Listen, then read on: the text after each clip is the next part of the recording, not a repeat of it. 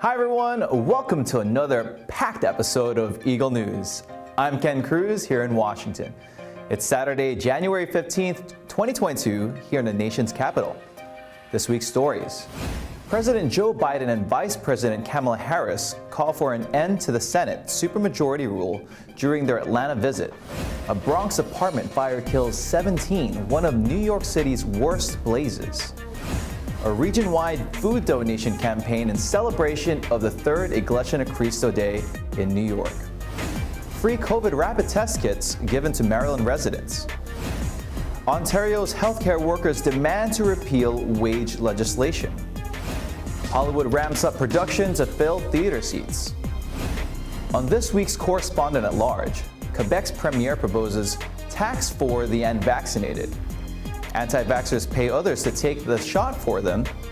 Meet the one with a K and not a virus. The fast and the fish. Plus, nibble nibble, an electric cat that nibbles. Several stories on Oceania at a glance. Papua New Guinea fortifies Neopelopassin in its fight against COVID. COVID infections increase in rural Queensland. Plus, Aaron Snowball's SlackWater is on display at the Pinnacles Gallery in Townsville. On Mind Your Business, Uniqlo operator Fast Retailing reports a record first quarter performance. On Health is Wealth, waking up with an attitude of gratitude. On Color My World, Southern home-style cooking at Cleburne's 102-year-old restaurant. Plus, it's all fruits on Behind the Counter, recipes for summer fruit salad and mixed fruit slushy. Our coverage begins now. President Joe Biden, during his visit to Atlanta with Vice President Kamala Harris, underscores the need to get rid of the Senate supermajority rule, saying there has to be a way to pass the voting rights bills. Bureau Chief Philip Toledo reports.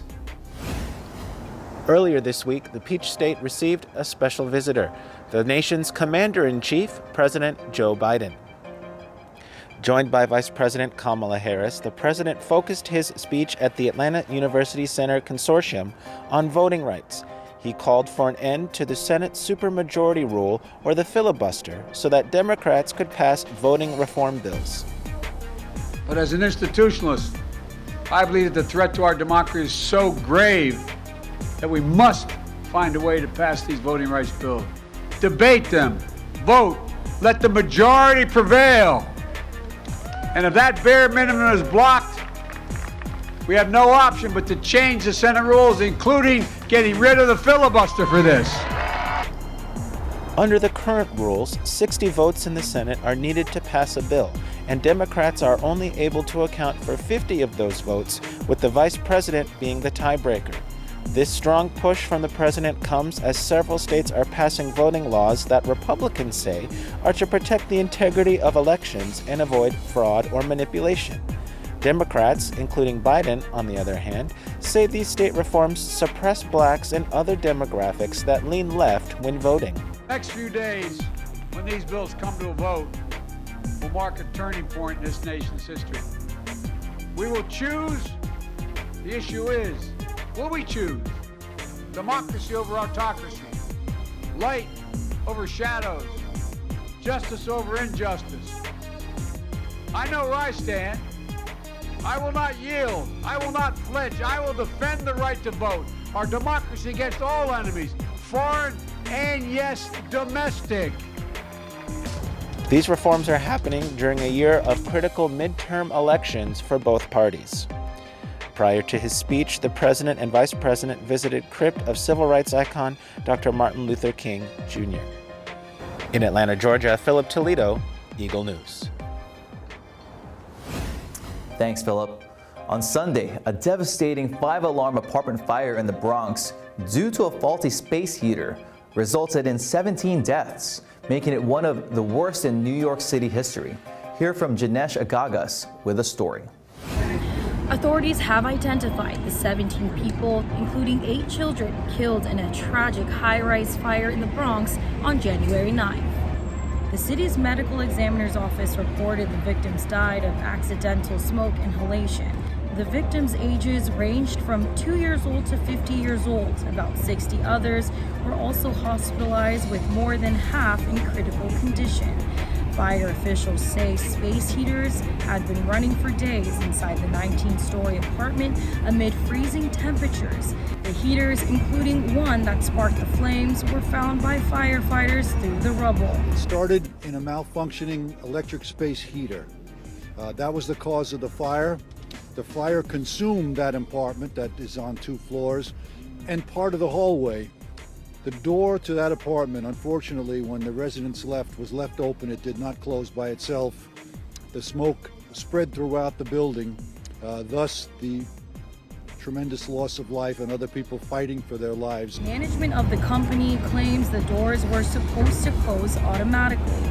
According to court documents, tenants and victims of the fire filed a class action lawsuit against the building's current and previous owners and are seeking $2 billion in damages. The city and other various entities connected to the company are also facing a separate class action lawsuit seeking $1 billion in damages for the alleged lack of functioning safety measures. This has been reported to be the deadliest blaze in the city in over 30 years. Mayor Eric Adams calling it one of the city's worst fires in modern history. Horrific, painful moment for the city of New York. And the impact of this fire is going to really bring a level of just pain and despair in our city. New York Governor Kathy Hochul also announced that she will establish a victim compensation fund in light of the tragic event. When I prepare my budget this week, I'm going to establish a victims compensation fund for the individuals I just sat with and said I will not forget you. There'll be money to help them find new housing, for burial costs, for whatever they need. We'll take care of them because that's what we do here in the state of New York. The vast majority of those who died in the building had ties to Gambia, the smallest country in West Africa. A fundraiser set up by the Gambian Youth Organization have raised more than $500,000 in direct aid for the fire victims 24 hours after the blaze. Now family members and the community are coping with the aftermath, holding vigils and planning funeral arrangements, with some waiting for funeral homes to deliver their loved ones. Janesha Gagas, Eagle News, New York City. Thanks, Janesh. Still New York. A region-wide food donation event was held in celebration of the 3rd Iglesia de Cristo Day in the state. Details from Bureau Chief Joanne Soriano. Food insecurity has been an ongoing problem in New York, which worsened by a staggering 44% because of the pandemic and the accompanying economic crisis. On what is known as Iglesia de Cristo Day in New York City, a church took this opportunity to host a timely food donation drive. January 13th was proclaimed as Iglesia de Cristo Day in the city of New York by the Office of the Mayor in 2020 to acknowledge the Iglesia de Cristo, or Church of Christ, for their years of commitment and service to the people of New York. To commemorate the 2nd anniversary, several of their congregations worked together to host a large-scale food donation drive. A reported 1.6 million New Yorkers are currently struggling to feed themselves and their families every day, up from 1.2 million New Yorkers before the pandemic. Church members hope to alleviate some of this burden by gathering hundreds of non-perishable food items, such as pasta, cereal, vegetables, and soup, to donate to the Food Bank for New York. A letter of greeting by newly elected New York City Mayor Eric Adams was sent to the church to recognize their efforts on this day. It reads, "By providing food collected through its donation drive, this church has served its community with distinguished honor and demonstrated its selflessness and ongoing commitment to giving back to those in need." It continues, "I am proud to commend the Iglesia de Cristo for all it does to forge a brighter future for all New Yorkers."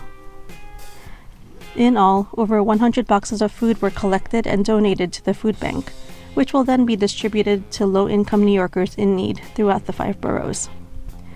Joanne Soriano, Eagle News, New York, New York. Thanks, Joanne. Your COVID test results in 15 minutes. That's how fast test kits can give you either peace of mind if the result is negative, or the confirmation to take the next steps towards recovery if positive. And for Maryland residents, just like myself, they could get these test kits for free.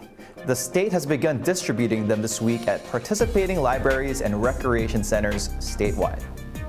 Good news is there is very little to no wait time at all when getting them. Anne-Marie Gonzalez reports.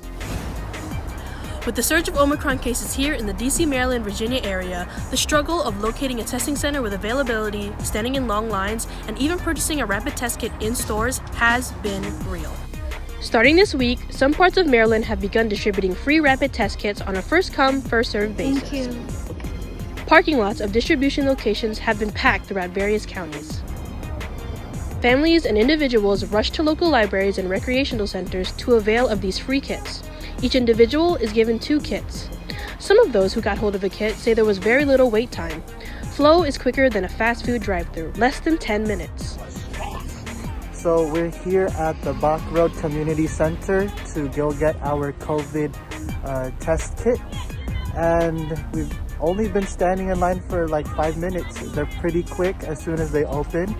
As you can see behind me, people already got their test. The line is already gone. So, success. Here in Prince George's County, distribution of these kits will continue until supplies run out. Check with your county's website for a complete schedule of distribution. These kits are available to all residents in the county regardless of immigration or insurance status. Each test kit contains 2 tests. They are also available in designated Virginia and Washington, D.C. libraries. Anne-Marie Gonzalez, Eagle News, Washington. Thanks, Anne-Marie. Meanwhile, healthcare workers in Ontario are demanding to repeal the province's wage law, which they say has not helped them, especially during the pandemic. In Toronto, Joshua Santillana has a story. This week in Ontario, more and more healthcare workers are demanding the repeal of Ontario's Bill 124, a wage legislation that has impacted healthcare professionals, registered nurses, and nurse practitioners negatively amidst the COVID-19 pandemic. Passed in 2019 as a Protecting a Sustainable Public Sector for Future Generations Act, Ontario Legislative Assembly claims Bill 124 ensures increases in wage compensations reflects the fiscal situation of the province and therefore will protect the sustainability of public services. However, the bill suppresses the wage increase for healthcare workers, those who are in the front lines of this pandemic. Because of Bill 124, wage increases are only a maximum of 1% total compensation, lower than the rate of inflation, for 3 years for registered nurses, nurse practitioners, and healthcare professionals. More Ontarians are demanding that the government bring their attention to the health system on the verge of collapse, especially now during the Omicron variant's peak, where hundreds of thousands are testing positive for the virus in the province. Ontario continues to see one of its biggest healthcare staffing shortage in hospitals and other healthcare facilities. It is important to note that these healthcare workers provide care not only to patients with COVID, but also to those admitted to hospitals and healthcare facilities for non-COVID related illnesses. As of January 9, the total number of active cases within the province is 137,822. As of January 10, 2,467 of these COVID patients are hospitalized, and 438 are in the ICU. In Toronto, Joshua Santillana, Eagle News. Thanks, Joshua. In other news, Hollywood promises bigger and bolder entertainment in 2022. But will audience members reach pre-COVID levels? Eagle News correspondent Matt Drillon looks at the challenges producers are facing. The biggest hurdle movie makers have to overcome is the reluctance of people to gather in public places. Omicron and other COVID-19 variants are keeping people in their homes, where they watch Hollywood's small and big hits on streaming services. In an attempt to fill seats in theaters, production this year has been ramped up. Producers hope fan favorites such as Morbius, Batman, and The Flash will whet the movie-going appetites of superhero fans. There's plenty in the hopper for younger fans, with Disney and Pixar offering original stories like Turning Red and Lightyear. Older adults will also see their favorite franchises return, with Jurassic World, Mission Impossible, John Wick, and other properties to thrill them. Rounding out the offerings are an endless amount of biopics, original dramas, comedies, horror, and other films. But will these movies be enough to pry people off their couches and get them to buy a ticket at their local theater? A poll taken at the end of last year reveals only 47% of Americans, less than half of those asked, feel comfortable leaving their homes. If you consider just millennials and young adults, that number rises to 60%, still leaving a lot of empty seats. Despite the numbers, box office analysts are optimistic. They estimate movie makers should pocket $9.2 billion in profits this year, more than double of what they made in 2021. But that's still about $2 billion less than they made before the pandemic. There are signs, if the right film is offered, money can be made in these tough times. As the year ended, Marvel released Spider-Man: No Way Home. This box office monster set an opening weekend record of $260 million, the second highest debut ever for a film. Producers hope it's an omen of better times to come for filmmakers in the nation's theaters. Matt Trilon, Eagle News, Los Angeles. Thank you, Matt. Several stories today on Correspondent at Large. The unvaccinated in Quebec may be subject to extra taxes. Reports about anti-vaxxers bribing others to get the jab for them. Plus, fish that drive? These and more from Thomas I. Likeness, our Correspondent at Large.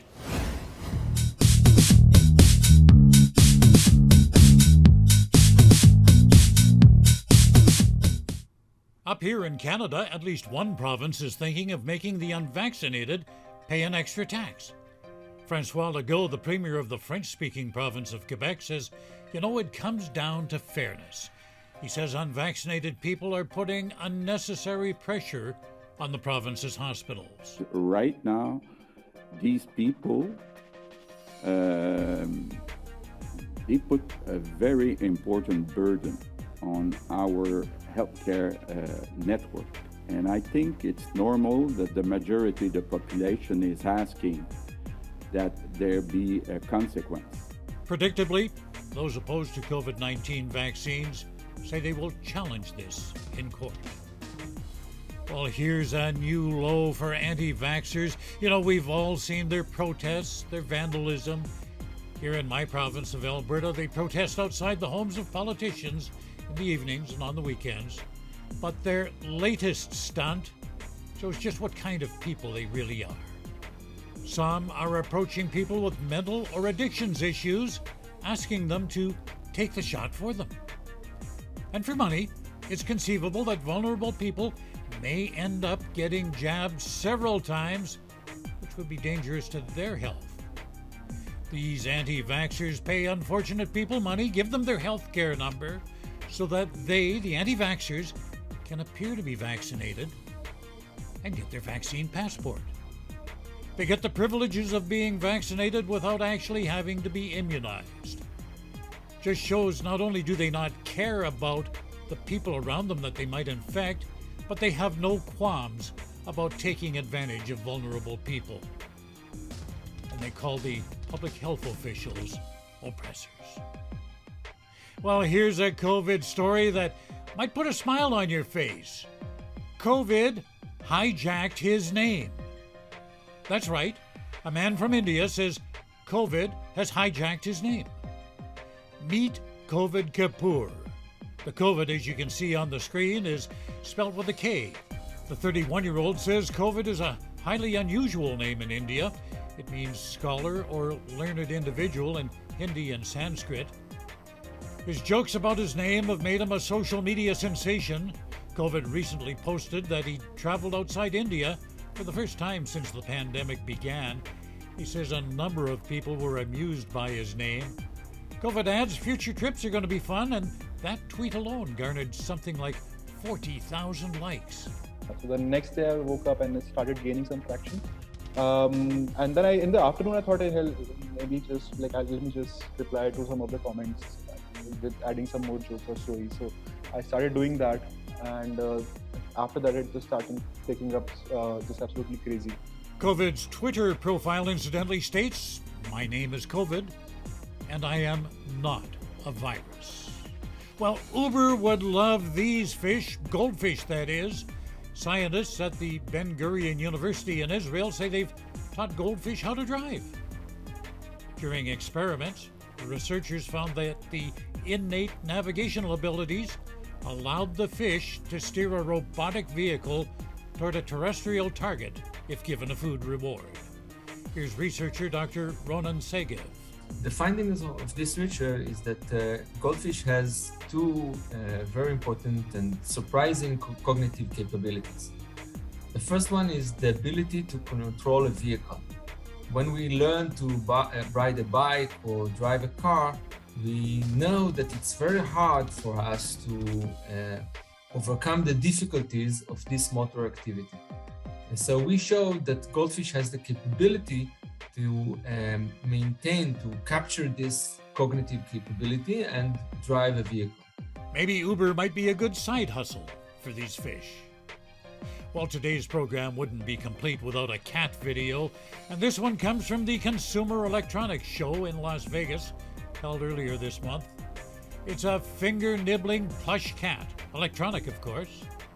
It's a creation of Japanese entrepreneur Shunsuke Aoki. This battery-powered creature gnaws gently on your finger. You know, that's something that kittens or puppies will do. Aoki says many people find this relaxing. Yeah, in like a COVID situation, people staying at home all day, it gives you a very good comfort. Aoki says he likes to let the device nibble on his finger while he's driving. And I guess that's a better alternative to texting. Until next week, Thomas I. Likeness, Correspondent at Large, Eagle News. Thanks, Thomas. Very interesting stories. Now, let's head over to Papua New Guinea, where the current battle cry to fight COVID is Neopela Passin, Eka Hortaleza Quinola for Oceania at a glance.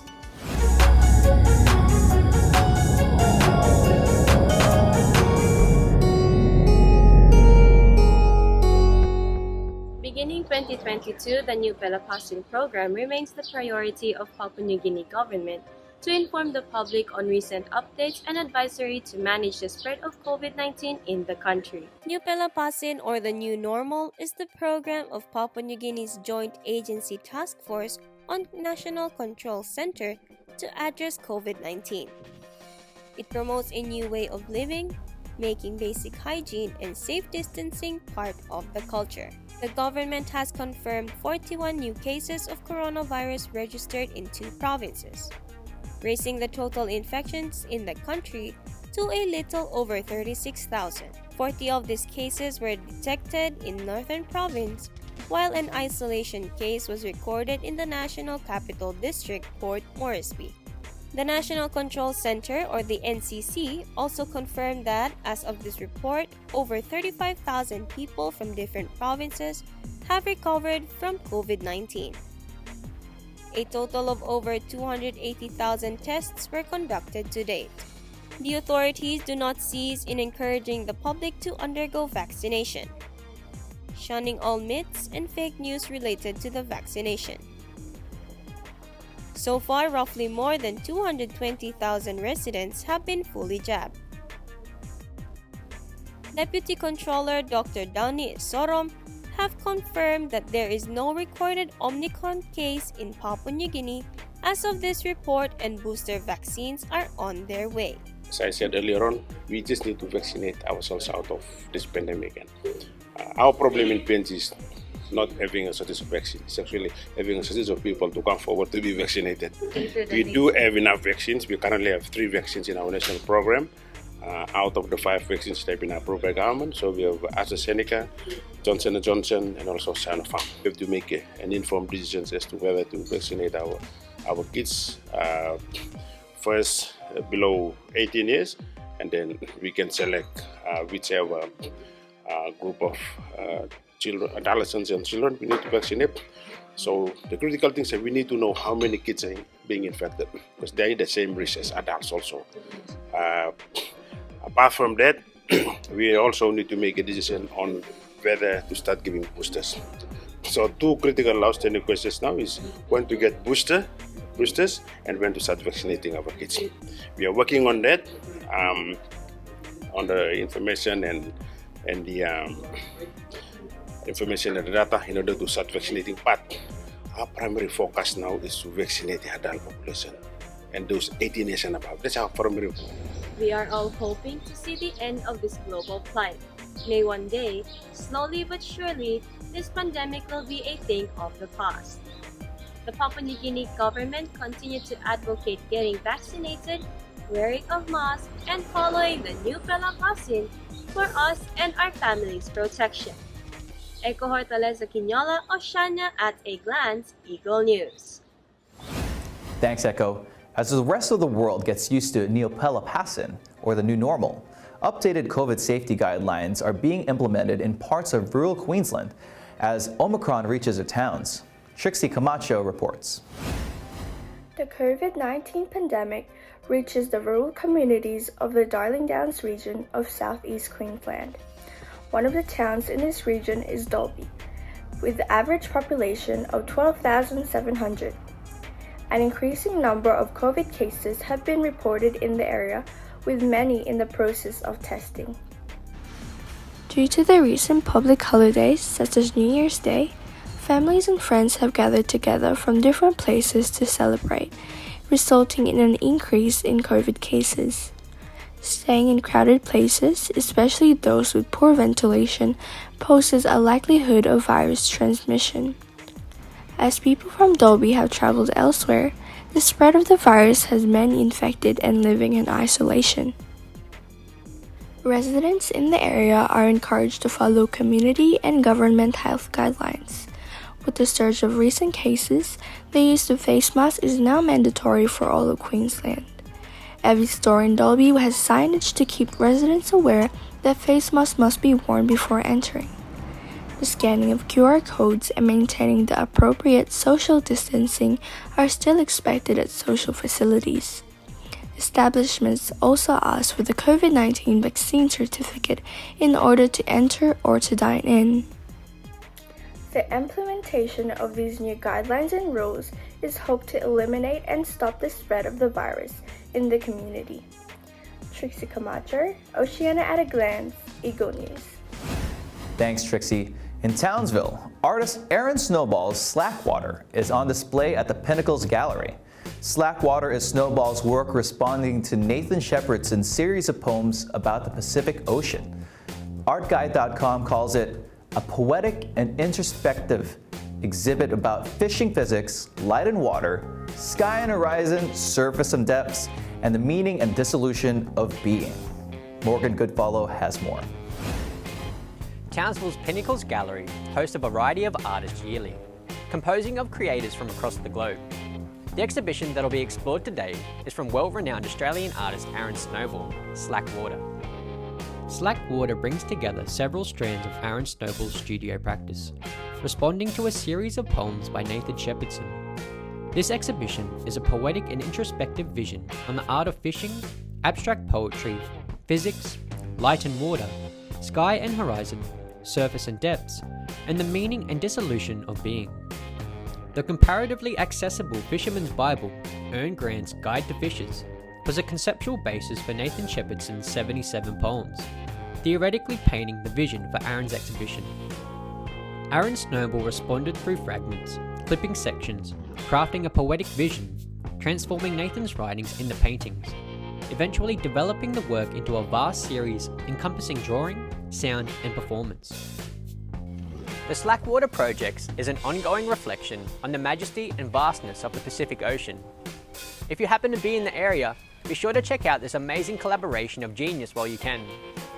Observing health protocols, this exhibit will be on display until the 22nd of January 2022. Morgan Goodfellow, OceaniaAtAGlance, Eagle News. Thanks, Morgan. Fast Retailing, Uniqlo's operator, reports a record first quarter performance. Mayan Manzano-Guarzon on this week's Mind Your Business.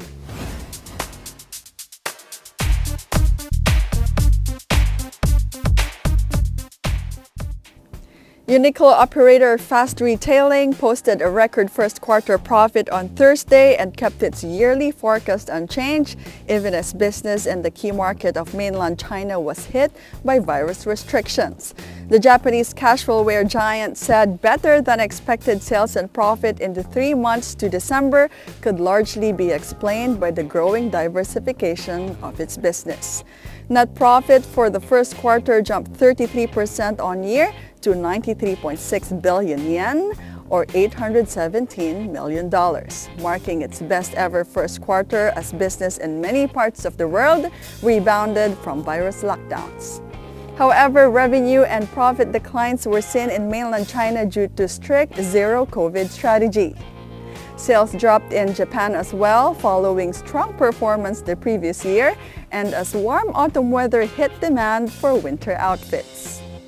The company, one of the world's top apparel retailers, kept its net profit forecast for the year to August 2022 unchanged at 175 billion yen, a 3% increase from the previous year's record figure. Its results have also been boosted by the depreciation of the yen, which recently hit a 5-year low against the dollar. Mayan Manzano-Guarzon, Mind Your Business, Eagle News. Thanks, Mayan. On this week's Health is Wealth, let's hear from Mark Valdez as he shares with Frendel Fajaran his insights on staying ahead and keeping it light despite obstacles and things that weigh us down. Take a look.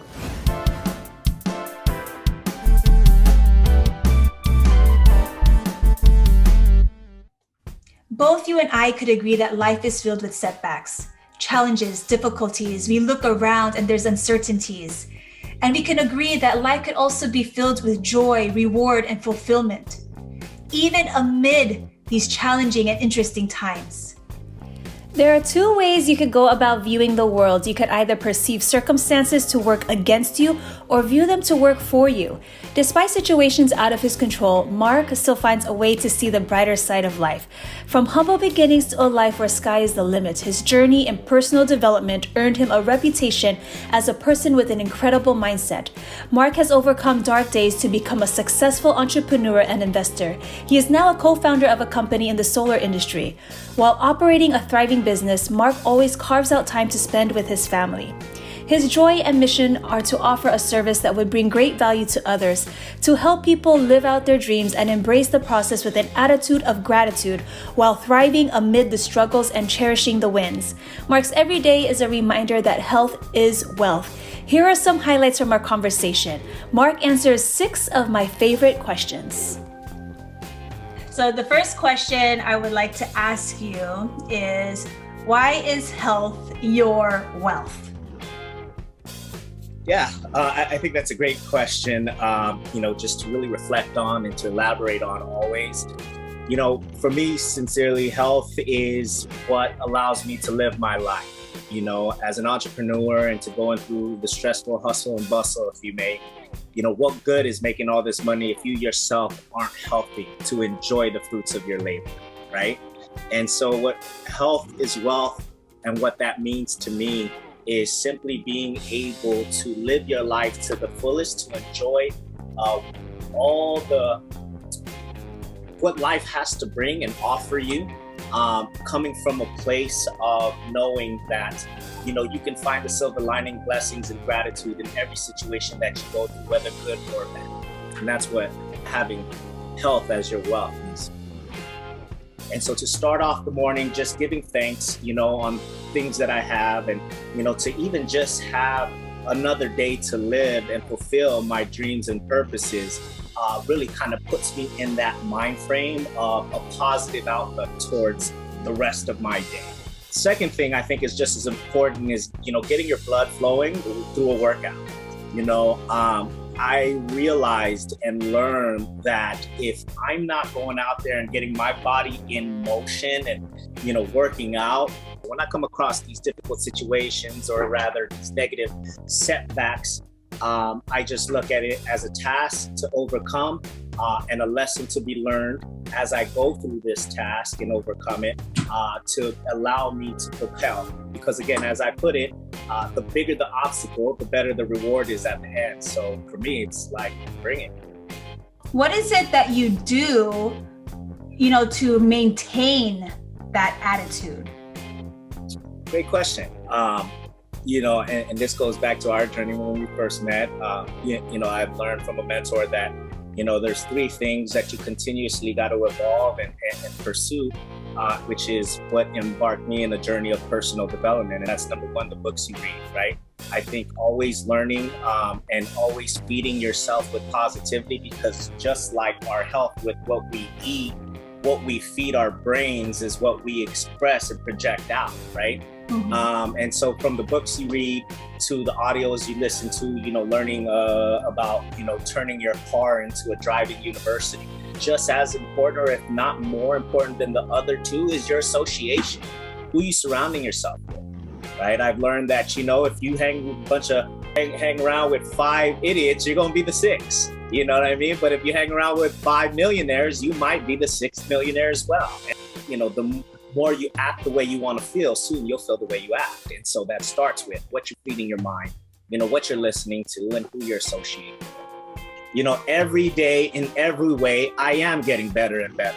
This too shall pass. I am destined for greatness. I am successful. I'm able to do these things versus, gosh, I got to do these things. That little shift in your mindset makes a big difference. And I don't know if you can tell, I'm sure you do, but I'm a big advocate of personal development. It's truly has changed my life. If you act the way you feel, you'll soon feel the way you act. We could take it back to the streets. The saying that goes, fake it till you make it.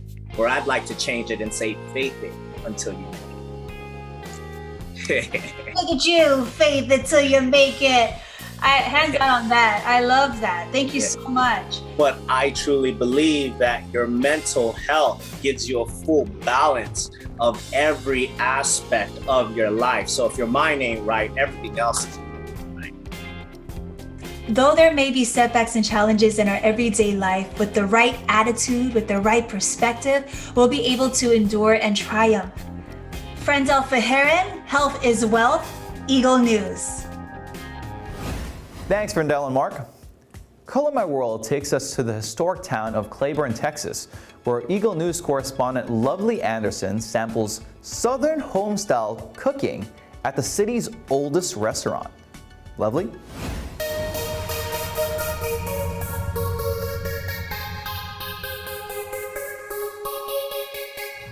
Howdy, howdy from the Lone Star State. Here we are in historic Cleburne, Texas. We're gonna go on a journey, a culinary journey to Chef Inn. Let's check it out. Come on with me. The historic city of Cleburne, Texas, located 50 miles southwest of Dallas, Texas, grew rapidly during the 20th century thanks to the thousands of jobs brought by the railroad industry. In 1920, Ralph Chafin opened a sandwich shop on the west side of Johnson County Courthouse that locals called Chef Inn, which grew to become the restaurant of choice for thousands of railroad employees and downtown workers. Although Chef Inn has since relocated and also changed owners, for the past 100 plus years, the restaurant remains a historic icon in downtown Cleburne. Cleburne is a wonderful place to live. Very quiet, very nice people. Yeah, this town is historic. I mean, this restaurant is historic for 101. We are here for 101. 101 years. And we own this restaurant for 4 years now. This restaurant is open 1920. We got all the first owner right here. Mr. Chafin, that's how this restaurant has the name Chafin. It's like maybe the first restaurant. I think so. And people, they come and support. Also, we have the train because it used to be a railroad here, like a couple blocks away.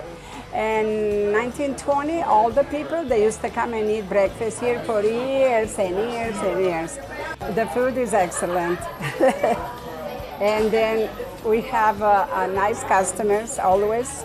Diners can also appreciate the railroad-themed setting with historic memorabilia displayed on the walls, along with a model train that travels almost 16 miles a day around the restaurant.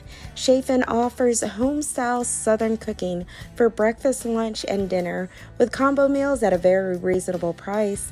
It's really nice. It has a sense of a train stop, and this is a local diner, and it's got your country soul cooking. First up is our appetizers, and today we got cheese sticks and we got some jalapeno poppers. Let's see if it's kicking hot. Let me try it out. I'm not a person that does spicy too much, so we'll try it little by little.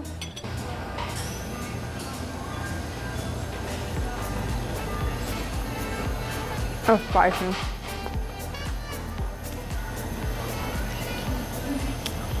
No, it's not spicy. So good. Next up, cheese sticks.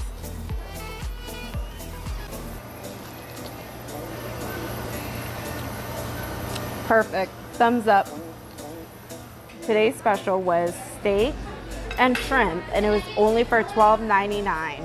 So my food just arrived. I got steak and shrimp, loaded baked potatoes, and of course, because I'm in the South, I have to get my beans, northern beans to be exact. And I got my steak done medium rare. So let's see if it's cooked just right and if all the juices are in there. Ooh, it looks juicy. Look at the juice in there. It's perfect. Moving on to the potatoes, and of course I had to put everything in and add a little salt and pepper. Let's try it out. Oh yeah, that's good. The texture is pretty good. It's, you can tell they cooked it for a long time because it's nice and hot, and it's almost like the potato, it falls together, and a little bit of cheese, a lot of butter, and some sour cream and salt and pepper. Next, let's try the butter beans.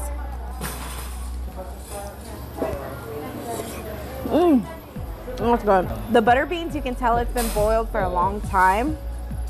Unfortunately, for me, I just have to add a little salt. Can I get a double order mashed potatoes?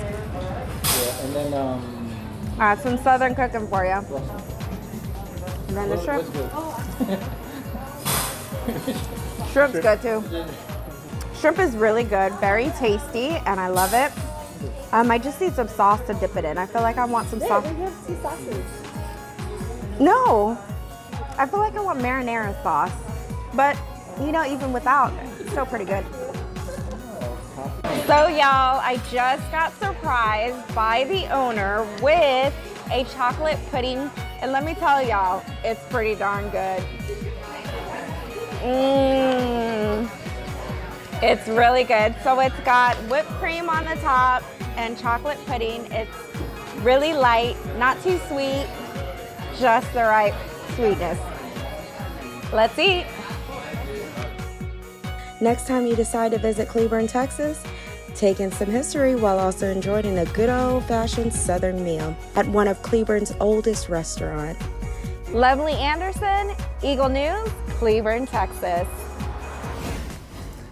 Thanks, Lovely. Watching Lovely's report on Southern homestyle cooking has got me hungry. And our next segment is all about more food. Today, Era teaches us how to whip up 2 fruity creations to make our winter a little bit more colorful. Put on your aprons and let's get to work here in this week's Behind the Counter. Hey, I'm Aika, and welcome back to Behind the Counter, where we see easy and tasty meals be brought to life.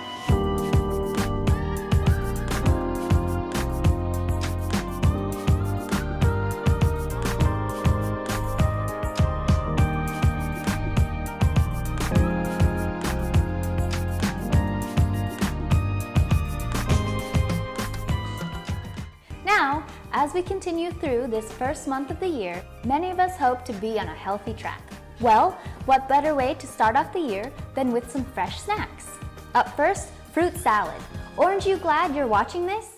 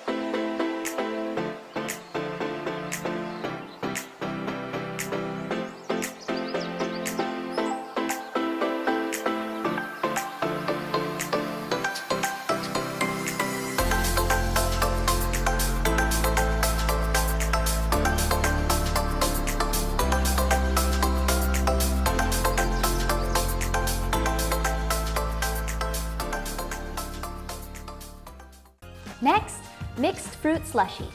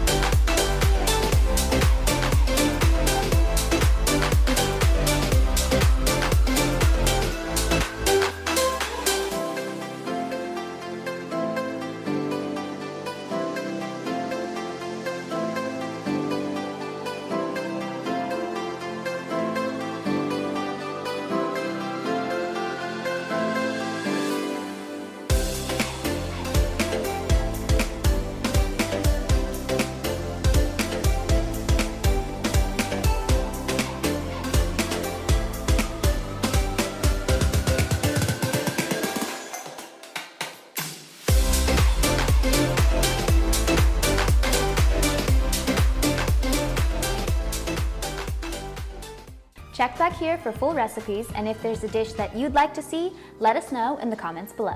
Catch us on EagleNewsLive.com, on our Eagle News YouTube channel, and our Facebook page. Check back next week when we go behind the counter. I'm ready to enjoy the rest of the weekend. Thanks, Aika. Happy birthday to one of our anchors here in Eagle News, Miss Rose Papaangelis. Happy birthday to two of our viewers, twin sisters, Casey and Aika Medina. And more greetings. Happy 19th birthday to digital nesters, also twin sisters, Estella Dominique and Elise Danielle. Again, thank you all for watching. Follow us on YouTube, Facebook, and Twitter at Eagle News Live. I'm Ken Cruz. Stay safe and warm, everyone.